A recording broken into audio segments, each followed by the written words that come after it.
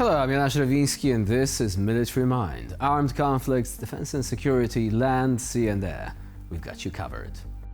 Overnight, the Russian military attacked Ukraine with 52 Shahed drones, according to the Ukrainian Air Force. In Odessa, as a result of the attack, a 9-story building was damaged by fire, which broke out between the 7th and the 9th floor. According to the Ukrainian State Emergency Service, 5 people were injured. In neighboring Kherson, the Russian military continued its airstrikes on Thursday morning, increasing the number of wounded to 3. One of the medical facilities in the central district of Kherson also came under attack. Meanwhile, Poltava was subjected to a massive air attack on Thursday morning, with local media reporting that the building of the Regional Territorial Center for Procurement and Social Support was hit. Local officials reported 2 dead and 11 injured as a result of the attack.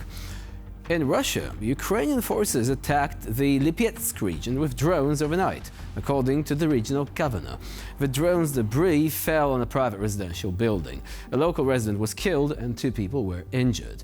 In the city of Yelets, a drone crashed in the parking lot of one of the local businesses. The mayor did not specify what kind of business it was. However, the Ukrainian open-source intelligence project reported that drones attacked the Energia plant, the largest facility in Russia specializing in the production of chemical current sources. In the Middle East, the Hamas-run Gaza Health Ministry says that 82 people were killed in the Gaza Strip overnight. According to the ministry, 5 people were killed outside 8 distribution sites operated by the US and Israel-backed Gaza Humanitarian Foundation. 33 others were killed while waiting for aid trucks in other locations across the Strip. Dozens of people were also said to have been killed in airstrikes overnight, including 15 people in the sprawling tent city in the Al-Mawasi area of southern Gaza. In the southern sector, Ukrainian soldiers once again demonstrated what modern warfare looks like when a steel bird is smarter than a Russian launcher. A Russian BM-21 Grad MLRS was spotted by aerial reconnaissance. The escape was unsuccessful. The occupiers tried to hide the equipment, escape, saved the Grad, but a Ukrainian FPV drone was already in the air and it had a clear route right towards the target.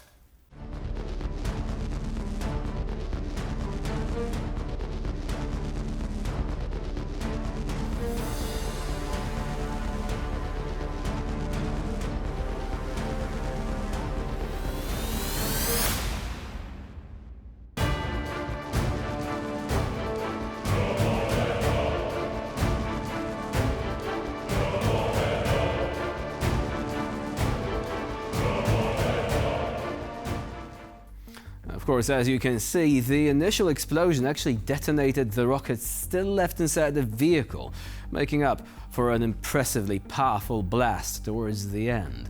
This clip actually raises an interesting point.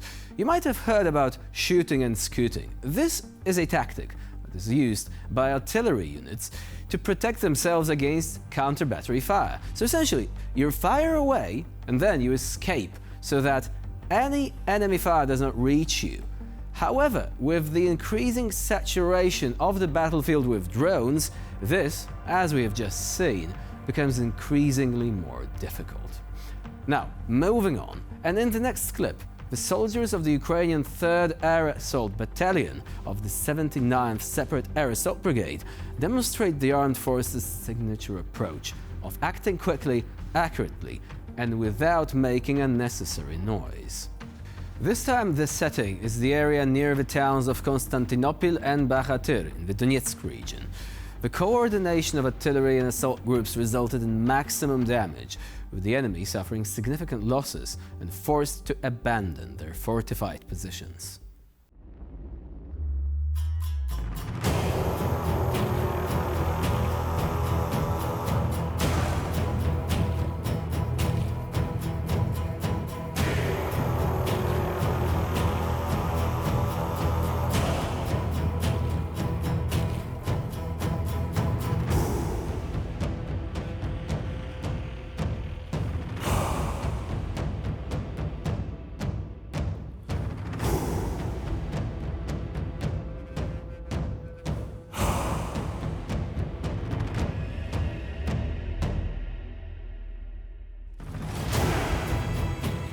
A special operations unit of the Ukrainian armed forces recently conducted a targeted raid on a group of Russian military personnel trying to gain a foothold in one of the border areas.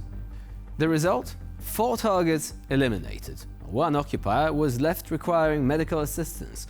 Ukrainian special forces provided the wounded Russian with first aid in accordance with the Geneva Convention.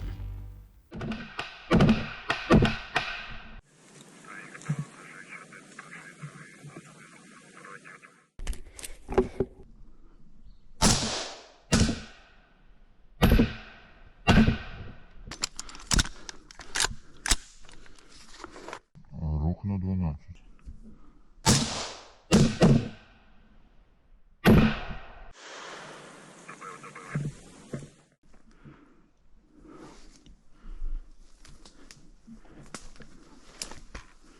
Мінус лежить.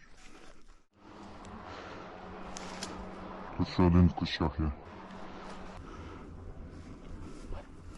Що?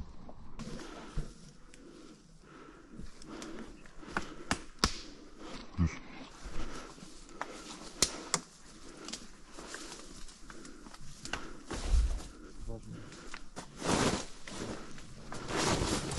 У нас тут двоечка.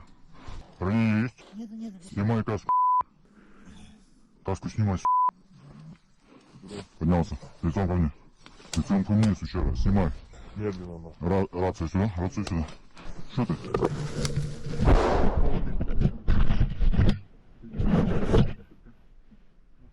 Ложись, Сколько людей здесь? Сколько людей? Сколько людей, здесь? Сейчас скажу, 6. Нас было 6 групп, по 6 человек зашло. Когда зашли? Отвечаю, вот буквально. Да, полчаса назад где-то. Сколько 200? Сколько 200? 200, вот один. Остальные где? По периметру. Позывные. Пацаны, кутит на нас выбираем. Ну что? Поднимайся. Джекпот, кому не так. Можно сигареты взять? Ну. Да. Да. Зашел, воюй. Блядь, дураки, дураки. Блядь, бабские народы. Что за...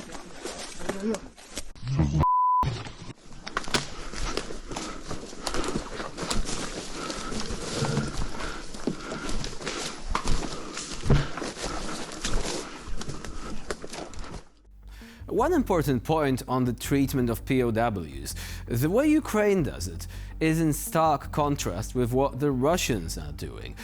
According to recent findings, for example, the explosion at the Olenivka prison, which killed many members of the Azov Brigade, was not an accident at all, but in fact deliberate action to kill these prisoners before they could be exchanged. And also, every now and then, we see these horrific clips of executions, with the Russians essentially taking prisoners and killing them on the spot. We've even had a clip a few days ago showing a man being dragged behind a vehicle. And not surprisingly, the man who was killed this way was Ukrainian, and the vehicle was part of the Russian forces. So bear that in mind when it comes to the treatment of POWs. A stark contrast between the way the two sides are operating during this war. And with this, we conclude this edition of Military Mind. Please stay with us here on TVP World for more latest news and updates.